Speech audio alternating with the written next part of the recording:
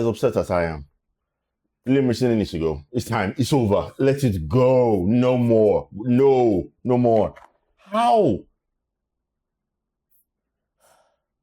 This is the first time we haven't scored in what, like 5 games in the Premier League since 1912.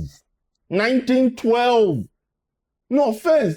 Wars, what? It's like 1 or 2 was still going on. No, he has to go. He has to go. Let it go. No, brother, no. No more. He is so out of his depth. He's at the deep end of the... He can't see the bottom. It's over. Let it go. He's so bad. And this is on the ownership. You bring a manager who isn't ready to a group of players that are young, that need someone that knows what they're doing. They know when he's talking shit. Why would they listen to him? What can you say? They know when they're hearing shit. They don't, because today, what was that in the first half?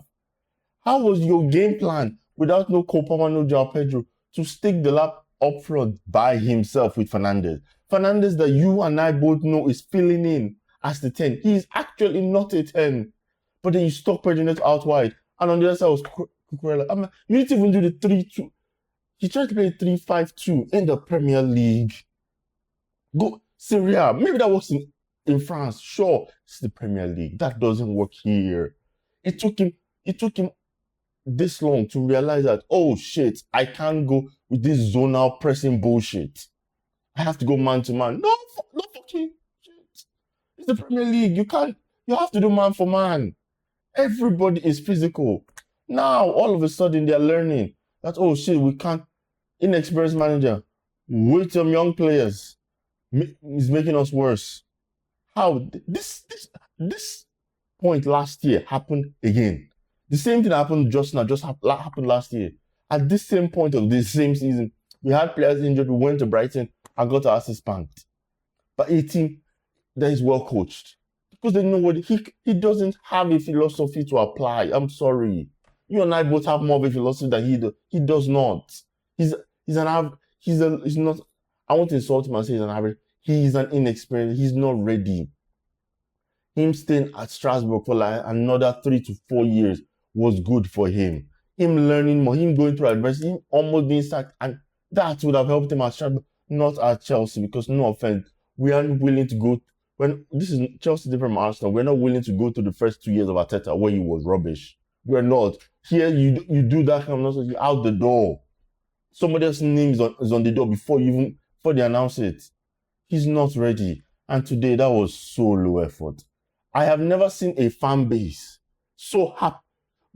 Nobody was giddy and excited for the game. We're just, okay, I guess we have a game on Tuesday at 3 p.m. I guess we have to watch this game. And from the first minute, I'm like, nah, we're not at it. We don't even look at it. And then you put Chalobah out there. I'm sorry. Chalobah is struggling. And that is how much he doesn't. Chalobah struggling shows you how much he doesn't really toss in on the bench. Chalobah is clearly struggling, but he won't put tossing on the bench. He won't. And then things are going bad.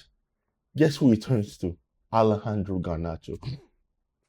Alejandro Garnacho to come and play.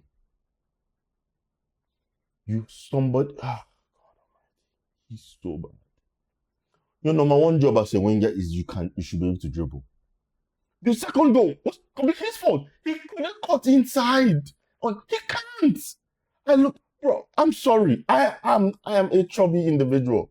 I have more wiggle than that. I have more energy to turn in than that. That was horrible. And then, when shit hits the fan, just chuck everybody forward and leave 3 guys back. Oh yeah, you guys do the build-up play. He's so horrible. And this is why they should have kept Maresca. If you are giving him half of what he wanted, his style of play, he needed wingers that can take on one-on-one. Last year, you gave him Sancho. Sure, he can take his man on dribbling. That's one of his core strength. Madueke on the other side, sure. With Neto, sure. Sancho doesn't come back. Madueke is sold. You decide to get Garnacho, whose quality is what? The best thing you can say about the brother is he can run. Bro, if I was blind, deaf, and dumb, I could still run. That's all he can do. And you paid 40 million for that. Why? And why you keep paying 40 million for United products? Why would they ever sell you something good? And as much as we got from Noni this year, 52, what impact has he had at us? Why would we don't sell each other good things? Why would we? And you decided, sure. And if it is true that Paul Winston, you snake, you decided to get him from man, you need to pack your bags. You need to fuck off, get out, do not come back. That was a bit. You need to tell me you sat down, you have data that we probably don't have access to, and you watched him play and said, yes, I want to spend 40 million on that. Are you kidding me? And the same, because I don't get, because no offense, in the boardroom, somebody there is mad. Because no offense, how is it that the same boardroom that looks at Cole Palmer and Esteval and rates their talent, okay, I see that talent, I see it, okay, I see it, but then you give me some duds. So, like when they miss, they don't miss like, okay, you missed a little bit or no, they missed the duds. Absolutely. It's either they hit bullseye or they hit the side of the backboard. That's how bad it is. It's either you hit with Joao Pedro and then you miss with the lap. Absolutely atrociously miss. You hit with Esteval. But Garnacho is not even on this planet, how bad he is. No, he needs to let Rosenior go. And this is now the problem. The way it's looking, I don't think we're going to be in Europe. And it is your fault. It's their fault completely. I don't see us getting Conference League. Wait. Our next game is what? I think it's probably what, Liverpool? Well, we have Leeds on the weekend in the FA Cup. Oh. So you want this nonsense on the national stage? I would have, no. They need to be able to press man to man. And he can't. He keeps trying nonsense. They need to be able to pass in the midfield, get some passes of play. He can't coach it. They need to be able to defend properly. He can't.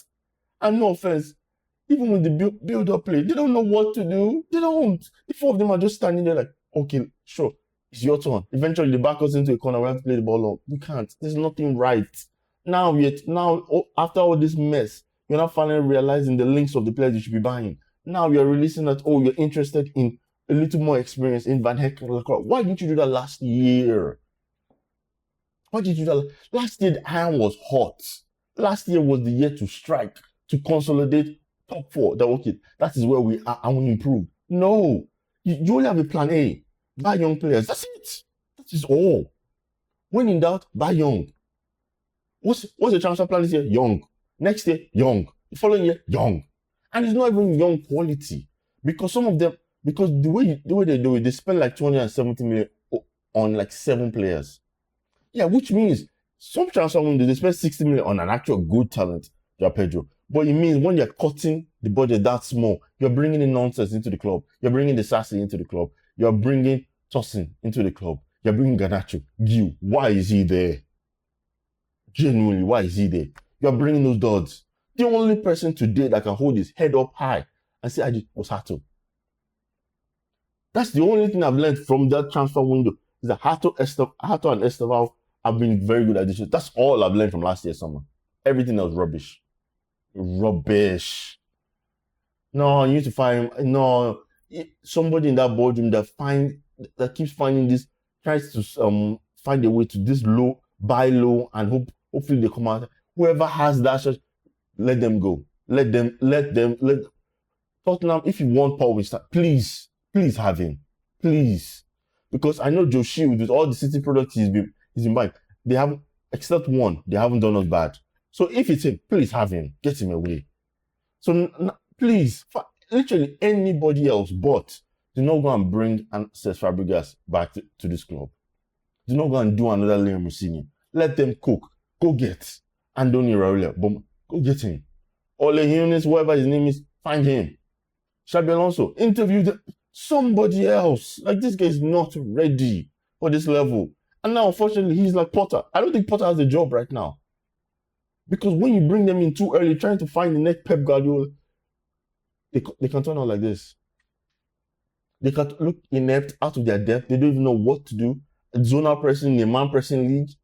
It takes years. Look at City. City switch and they did a zonal pressing on Sunday against Arsenal. It takes a long time for them to be able to be comfortable to do stuff like that. You don't just stick to man, and then do that. Still, no. Please. Yeah, it's just depressing to watch at this point. Please, by the end of the day, like what, 5 p.m., please let him go. Tell him we thank you for your service, but we'll find someone else, please. Please help me out, please. Please like, comment, and subscribe. Hopefully, I'll catch you in the next one.